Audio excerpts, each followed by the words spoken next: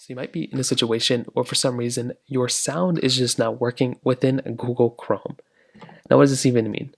Well, for the most part, for like every single person out there, if you're trying to go and watch a video within Google Chrome or you're playing something inside of your particular device, the first thing I'd recommend doing is making sure that your sound is on and it's up on your particular phone.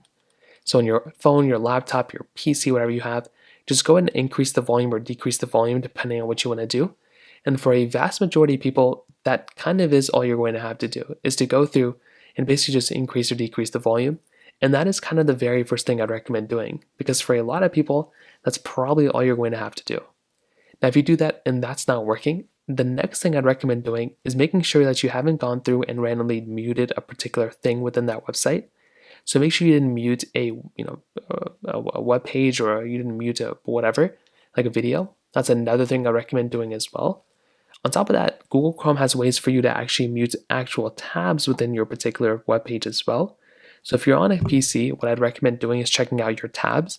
And all you're going to want to do is go and basically, there should be at the very top left a little music icon. You want to make sure you didn't accidentally click on that music icon and then basically remove it.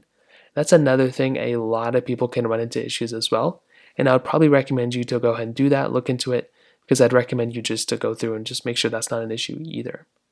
Now, if that's still not working, you may want to try updating Google Chrome. So find your App Store or Google Play Store if you download it from the website. Go and type in Google Chrome just like so. And then what you want to do is you want to go and update it if there is an update available.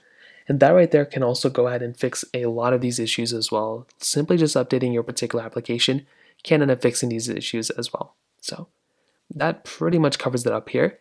If you have any other thoughts or questions, let me know in the comment section below. Hit the like button, that would mean so much, but definitely hit that subscribe button. More importantly than everything else, I love every single one of you guys. Hopefully I'll catch you guys in the next video. Peace out till then.